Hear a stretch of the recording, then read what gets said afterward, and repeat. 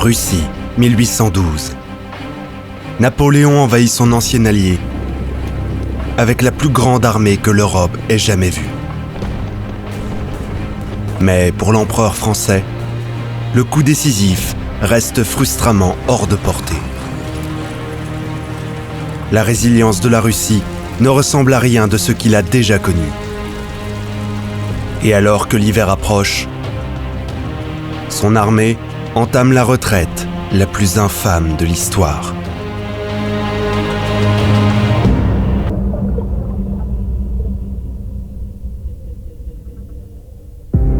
En 1807, après la défaite de l'armée russe à Friedland, Napoléon s'était rendu à Tilsit afin de rencontrer l'empereur russe Alexandre. Au cours de leur célèbre rencontre, les deux empereurs se lièrent d'amitié et conclurent une alliance. Mais cela ne devait pas durer. Au cours des 5 années suivantes, les relations entre la France et la Russie se sont considérablement refroidies. Les Russes étaient irrités par la création par Napoléon d'un duché de Varsovie en Pologne, qu'ils considéraient comme une ingérence dans leur zone d'influence.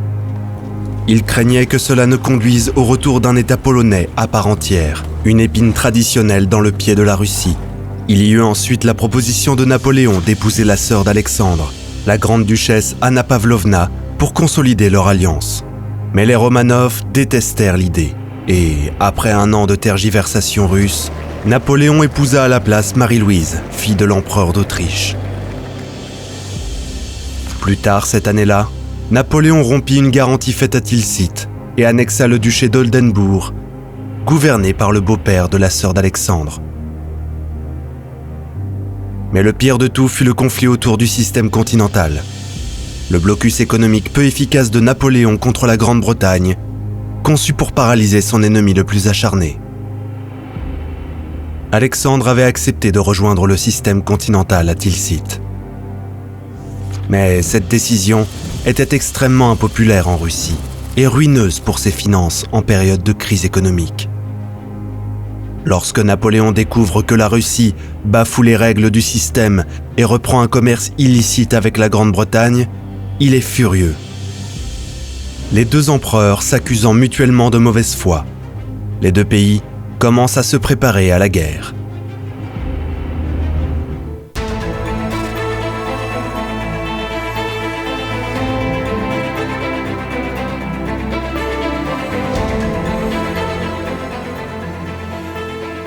Napoléon savait qu'une invasion de la Russie était une entreprise de grande envergure, d'autant plus qu'il lui restait une guerre inachevée en Espagne, qui mobilisait plus de 200 000 soldats. Néanmoins, en 1811, il commença à rassembler la plus grande armée que l'Europe ait jamais connue. Environ 600 000 hommes. Moins de la moitié d'entre eux étaient français. Le reste venait des États alliés de toute l'Europe.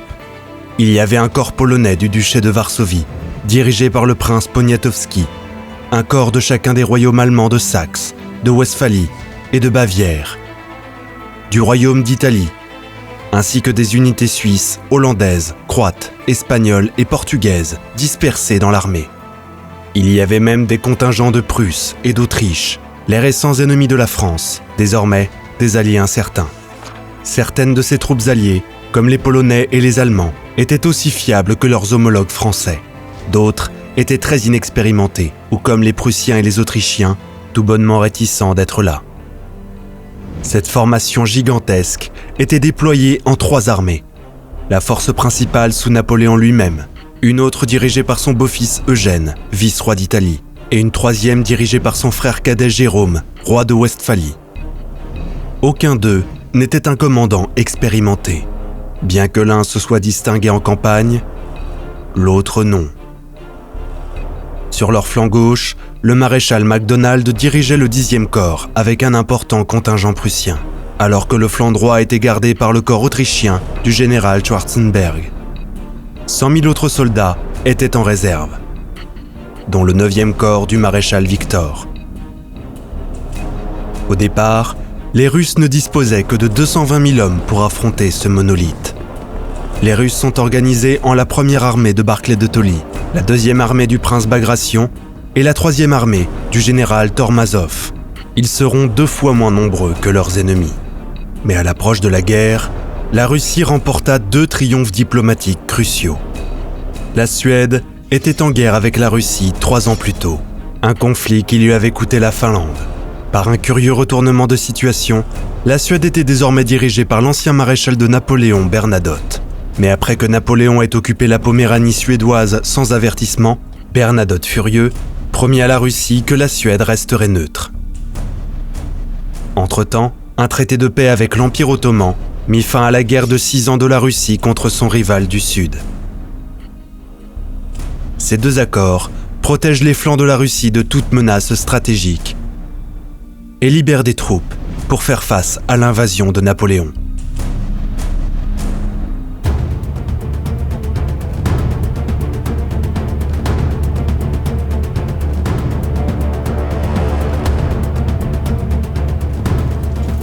Le 24 juin 1812, les troupes françaises commencèrent à traverser le Niémen et pénétrèrent en territoire russe. L'armée était si nombreuse que la traversée dura 5 jours. Le plan de Napoléon était d'attaquer au nord des marais infranchissables du Pripet et de vaincre l'armée de Barclay, tandis que Jérôme immobiliserait Bagration. Les forces françaises se dirigeraient ensuite vers le sud pour piéger Bagration. Napoléon s'attendait à ce que la campagne soit terminée en 5 semaines. Mais la taille de l'armée française convainquit Barclay, prudent, que la retraite était sa seule option. Le prince Bagration, un commandant beaucoup plus agressif par instinct et souvent un critique féroce de Barclay, fut forcé d'accepter. En se retirant, ils brûlèrent villages et récoltes. Une stratégie de la terre brûlée, pour empêcher l'ennemi de s'approvisionner. En 4 jours, Napoléon avait atteint Vilnius. Mais Barclay était parti. Au sud, Jérôme ne parvint pas à croiser Bagration. Donc lorsque le premier corps de Davout se dirigea vers le sud-est pour le piéger, les Russes s'étaient déjà échappés. Le frère cadet de Napoléon était complètement dépassé. Piqué au vif par les critiques de l'empereur, humilié lorsque ses troupes furent placées sous le commandement du maréchal Davout, il démissionna de son poste et retourna en Westphalie. La campagne commençait déjà à révéler de graves failles dans le plan de Napoléon. Sachant que ses troupes auraient du mal à vivre de la terre dans cette région pauvre, il avait organisé d'énormes dépôts de ravitaillement et des unités de transport pour nourrir l'armée. Mais les chariots roulaient lentement sur les mauvaises routes de Russie, qui se transformaient en rivières de boue lors des orages d'été. L'armée devait faire de fréquents arrêts pour permettre à ses ravitaillements de rattraper son retard. Une mauvaise nouvelle pour le plan de Napoléon visant à rattraper les Russes, mais un soulagement pour les jeunes conscrits de son armée, peu habitués à des marches difficiles jour après jour. Beaucoup abandonnèrent bientôt par épuisement. D'autres désertèrent. Il y avait aussi d'énormes problèmes de commandement, ainsi que de contrôle d'une vaste armée multinationale 3 fois plus nombreuse que toutes celles que Napoléon avait commandées auparavant. La Grande Armée, autrefois célèbre pour sa rapidité de manœuvre, était devenue une bête lourde. Après une pause pour se reposer et se regrouper à Vilnius, Napoléon reprend son avance. Barclay continue sa retraite vers Vitebsk, où il espère que la 2e armée de Bagration pourra le rejoindre. Mais Davout bloque la route de Bagration à Saltanovska, le forçant à se diriger sur Smolensk. À Vitebsk, Napoléon affronte l'arrière-garde de Barclay. Mais une fois de plus, les Russes s'échappent après avoir incendié tous les magasins qu'ils ne pouvaient emporter avec eux. Pendant ce temps, à 480 km de là, sur le flanc sud de Napoléon, la 3e armée russe attaque et défait le 7e corps saxon, forçant Napoléon à détourner le corps autrichien de Schwarzenberg afin de l'aider. À la fin du mois de juillet, Napoléon a avancé de 400 km en Russie, bien plus loin que ce qu'il n'avait prévu. Et les longues marches dans une chaleur estivale extrême continuent de faire payer un lourd tribut à ses hommes. Sans avoir livré de bataille majeure, l'armée de Napoléon avait déjà subi 20% de pertes, d'épuisement et de maladies, notamment le typhus et la dysenterie. L'armée était entrée en Russie avec 250 000 de chevaux, mais ils mouraient désormais au rythme d'1 millier par jour, d'épuisement et de manque de fourrage. Ce ne sont pas seulement les chevaux de cavalerie qui mouraient, mais ceux-là même qui étaient censés tirer les chariots de transport de l'armée, ce qui aggravait encore la situation. Cette crise de puissance des chevaux est survenue au moment même où la cavalerie légère française, les yeux et les oreilles de Napoléon, rencontrait son adversaire, les Cosaques russes.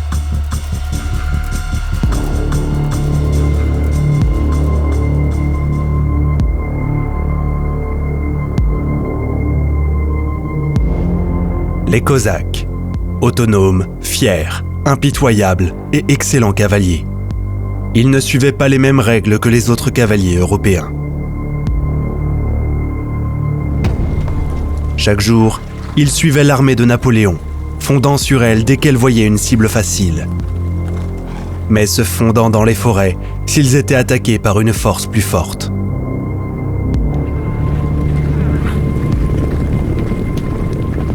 Les Cosaques, ainsi que les partisans russes, lancèrent des attaques éclairs sur les lignes de ravitaillement et les dépôts français, forçant Napoléon à détourner des milliers de soldats pour leur défense.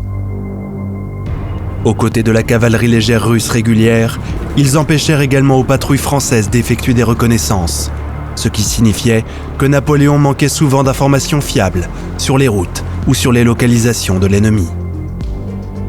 Napoléon resta 16 jours à Vitebsk, laissant reposer ses troupes et contemplant ses options. Parmi ses nombreuses préoccupations croissantes, figurait la sécurité de ses longs flancs exposés. Mais à Vitebsk, il reçut la nouvelle que Schwarzenberg avait vaincu les Russes à Gorodetchna.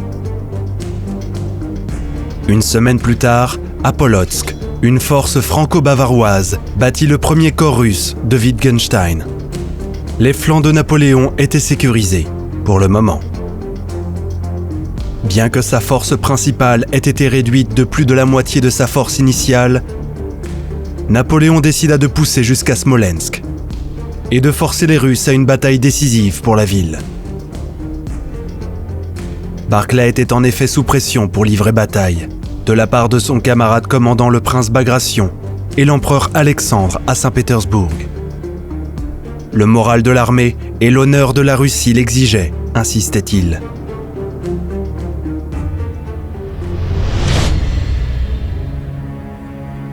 Les premières et deuxièmes armées russes ayant finalement rejoint Smolensk, Barclay décida d'attaquer l'armée de Napoléon, qu'il croyait concentrée autour de Rudnia. L'offensive fut menée par les Cosaques du général Platov, qui surprirent une division de cavalerie française à Inkovo. Mais, alarmé par de fausses informations selon lesquelles le 4e corps d'Eugène le débordait au nord, Barclay annula l'attaque. Napoléon, rassuré que l'offensive de Barclay ne représentait pas une menace réelle, entreprit un grand mouvement de débordement vers le sud pour prendre Smolensk et couper la retraite russe. La célèbre manœuvre de Smolensk est un exemple brillant de la stratégie napoléonienne, utilisant la cavalerie de Murat pour masquer ses mouvements et maintenir Barclay dans l'ignorance. L'empereur atteignit le Dniepr le soir du 13 août. Ses ingénieurs construisirent rapidement 4 ponts flottants et à l'aube du lendemain, son armée avait traversé le fleuve. Le maréchal Davout mena une 2e colonne à l'autre côté du fleuve à Orca. Mais une seule division russe, la 27e, retarda les Français avec une action d'arrière-garde héroïque, battant lentement en retraite depuis Krasny et permettant à Bagration de renforcer la garnison de Smolensk. L'occasion d'un assaut surprise sur la ville fut perdue. Et alors que l'armée russe commençait à se retirer, Napoléon fit preuve d'un manque d'empressement inhabituel, arrêtant même l'armée pour une parade à l'occasion de son 43e anniversaire. Lorsque l'attaque principale sur Smolensk débuta 2 jours plus tard, Napoléon opta pour un assaut frontal. 150 canons français attaquèrent la ville, tandis que 3 corps français attaquaient ses fortifications médiévales. Les Russes résistèrent courageusement. Mais Barclay, craignant d'être encerclé, ordonna une nouvelle retraite. Smolensk était en flammes, les Russes commencèrent à se retirer. Au moment même où les Français pénétrèrent dans la ville, dans des scènes de dévastation totale. La deuxième armée de Bagration se retira la première. Alors que l'armée de Barclay suivait, son arrière-garde fut prise par le 3e corps de Ney, à Volutino. Le général Junot, commandant du 8e corps westphalien, avait reçu l'ordre de couper la retraite de Barclay. Mais ayant traversé la rivière, il ne fit rien, et l'occasion fut perdue. Un Napoléon furieux jura que Junot ne gagnerait plus jamais son bâton de maréchal. La bataille de Smolensk a coûté aux deux camps environ 10 000 victimes et détruit l'une des villes les plus historiques et les plus saintes de Russie. Mais n'a rien réglé.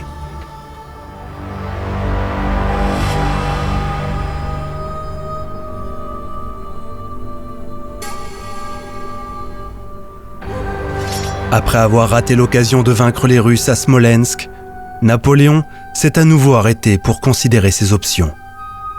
Ses hommes étaient fatigués et loin de chez eux, et la saison des campagnes était déjà avancée.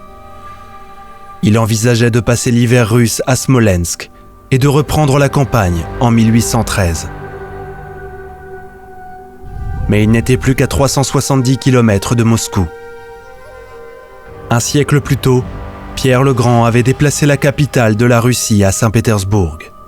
Mais Moscou restait son cœur historique et spirituel, un prix pour lequel les Russes devaient se battre. Napoléon, toujours osant, a décidé de continuer. Les Russes étaient confrontés à leur propre dilemme. L'empereur Alexandre avait vécu une sorte d'épiphanie religieuse cet été-là et avait rallié le peuple russe à la défense du pays, décrivant la guerre contre Napoléon comme une guerre pour sauver la Sainte Mère Russie de l'Antéchrist. Pendant des mois, l'empereur avait reçu des conseils contradictoires, rester et combattre ou battre en retraite. Il décida alors qu'un changement était nécessaire. Le prudent général Barclay conserva son poste, mais l'empereur convoqua le général Mikhaïl Koutouzov pour prendre le commandement général des armées russes. Koutouzov avait été battu par Napoléon à Austerlitz 7 ans auparavant, mais il avait depuis remporté plusieurs victoires contre l'Empire ottoman. Il était un vrai Russe et aimé de ses troupes. Bien que Koutouzov soit d'accord avec la stratégie de retardement de Barclay, il voyait que les retraites constantes détruisaient le moral des soldats et de la nation. Si Moscou était abandonné sans bataille, les conséquences pourraient être désastreuses. Et donc, à 110 km à l'ouest de la ville, près du village de Borodino, l'armée russe se préparait à livrer bataille. L'Europe était sur le point d'assister à l'affrontement armé le plus sanglant des guerres napoléoniennes.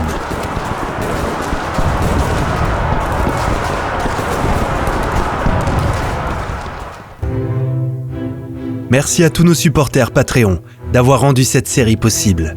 Visitez notre page Patreon pour découvrir comment vous aussi pouvez soutenir la chaîne, obtenir des mises à jour exclusives, un accès anticipé sans publicité et nous aider à choisir les sujets futurs. Et saviez-vous que nous avons une nouvelle gamme de produits dérivés sur le thème de Napoléon à vendre ? Cliquez sur l'étagère de produits dérivés ci-dessous ou suivez les liens pour en savoir plus.